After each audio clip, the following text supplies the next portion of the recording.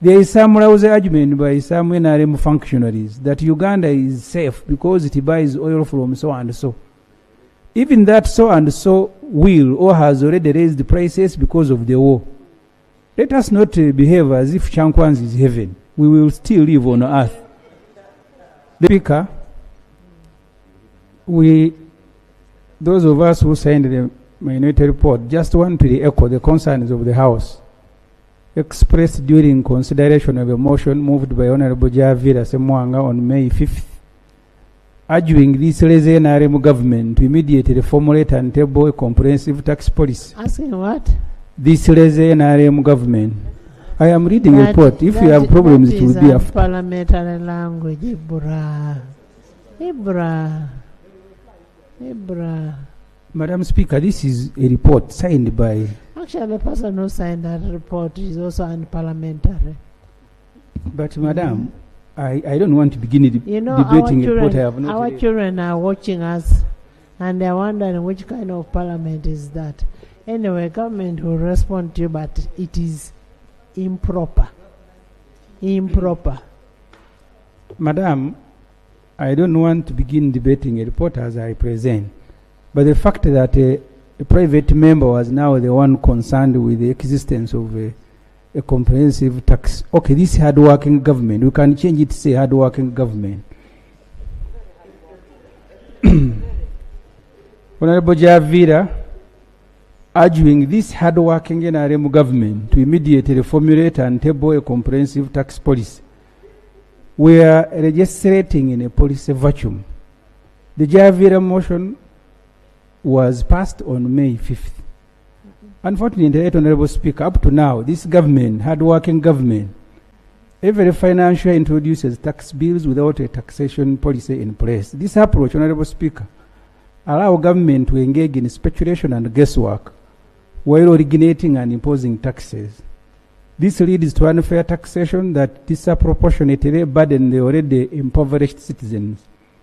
The Honorable Kate Shumba, former Commissioner for Domestic Taxes at Uganda Revenue Authority, emphasized the necessity of making tax decisions in accordance with a clearly defined policy framework. In his words, we need to base our tax decisions on a structured policy rather than relying on ad hoc negotiations. But like many NRM MPs, he has signed the majority report urging government to tax citizens without the existence of a policy.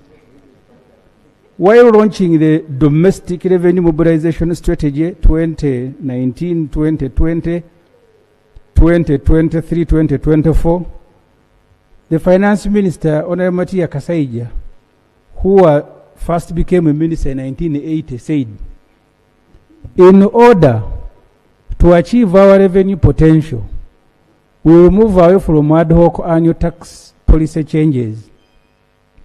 These piecemeal adjustments with little alignment to overreaching strategy have created a high degree of unpredictability and uncertainty in our tax direction. The Domestic Revenue Mobilization Strategy will address this as well as ensure that our tax policy embodies the principles of simplicity, fairness, citizen welfare, and sustainability.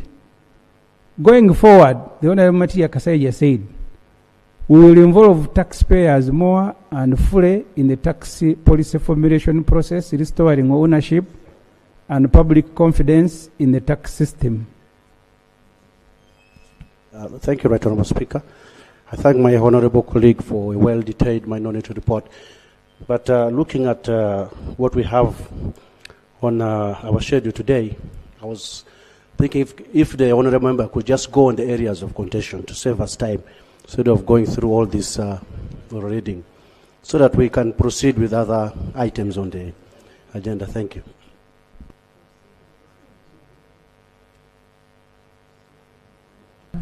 Honorable Ibra. Finish. And then in the subsequent one, we should be looking at the areas of dissent. But let him finish his report. I think the Honorable Isaac has but whether you want it, has we have learned to quickly.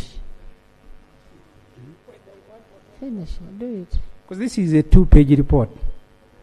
And at this stage, we are dealing with the policy generally.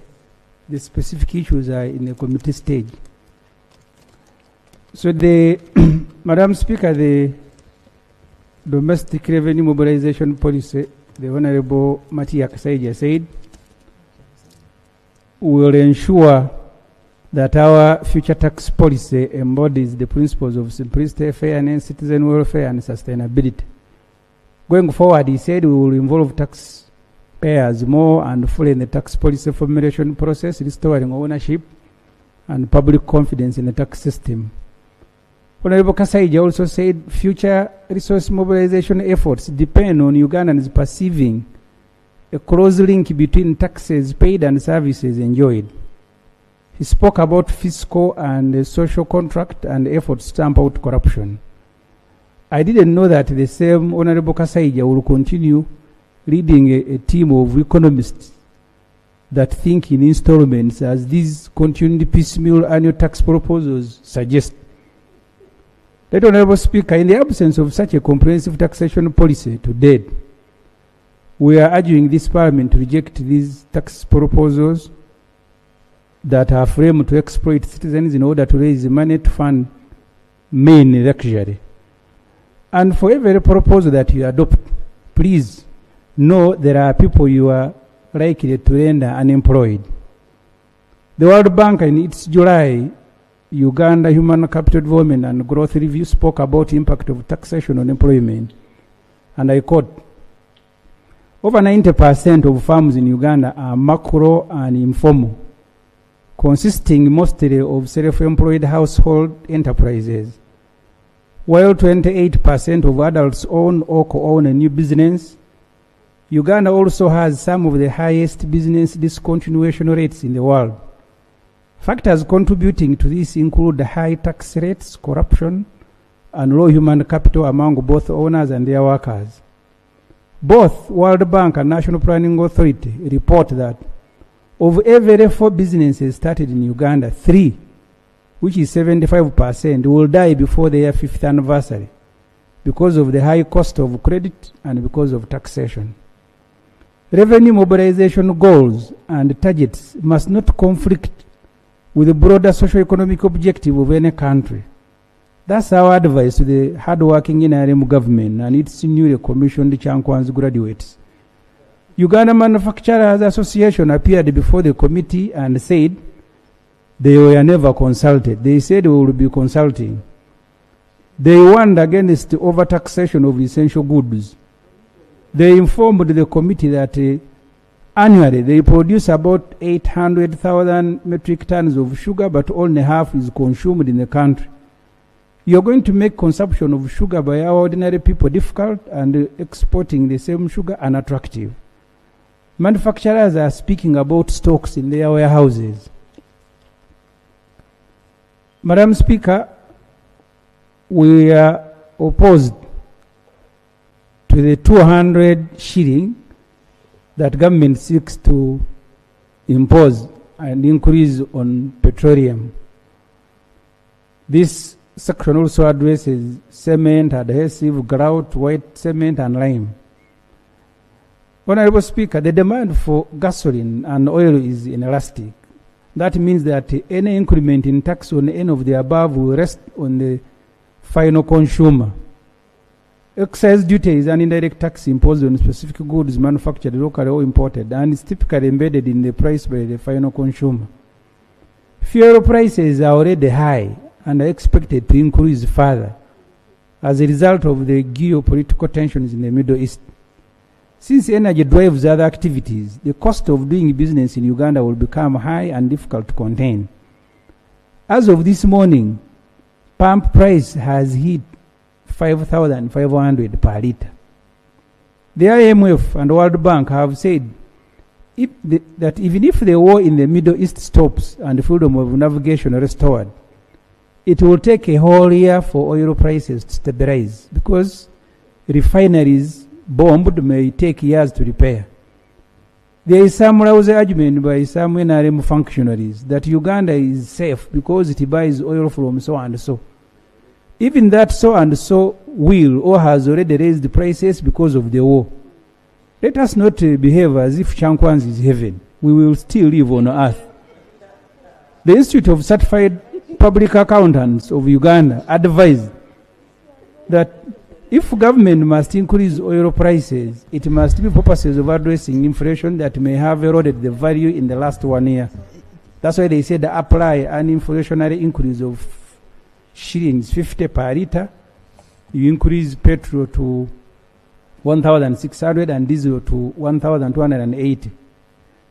Doing otherwise will make production cost surge, which will lead to price hikes across various goods. Honorable Isaac, I'm on the last page. We recommend that... Honorable Isaac is in his last page of his tabloids story. Actually, when I go home, my son tells me those kind of stories. You see, you know, that's a tabloid story. Please finish. We recommend that the proposal be dropped or repealed and the current excise duty maintained, as they are already high at 1,550 per litre. In fact, if you read the huge volumes of the draft estimates brought here, payee is followed by petroleum in terms of raising revenue, about more than 4 trillion already. We reject the proposal to increase tax of 1,000 per 50 kilogram on cement, adhesive, grout, white cement, or lime. This will slow down the construction sector, a major employer. It has become a practice to increase taxes on the above every financial year. In 2024, government increased taxes on cement, grout, and lime. First, with the housing deficit in the country, one would be expecting government to promote housing construction through reductions in prices of building materials, like we are doing on hotels earlier. Government cannot talk of promoting decent and affordable housing while at the same time increasing taxes on building materials. Government wants everything at the same time, raising taxes, and they also want decent housing. Let government choose one, decent housing, then reduce taxes on building materials. You want more revenue, then increase your taxes, but don't mind about the plight of citizens. Remember, this sector has been targeted in the recent times. Already rental taxes are affecting investment in the sector. Honorable Speaker and members, be reminded that this method of introducing multiple taxation and increasing existing ones triggered widespread resistance in Kenya, leading to chaos. Let government be mindful of introducing multiple new taxes that directly affect everyday life. Finally, reconsider motorcycle when you are dealing with the excise duty. To impose excise duty of $500,000 from 200 will increase the cost of motorcycle acquisition and limit business expansion. Would rather ask government to at least maintain 200,000. The intention is to protect the many youth and informal sector livelihood. Honorable Speaker and members, we should learn something from the Kenyan experience that demonstrated that debt-driven taxation must be handled with extreme care. When citizens perceive that they are bearing the cost of fiscal imbalance through higher living expenses and reduced economic opportunity, resistance can quickly emerge.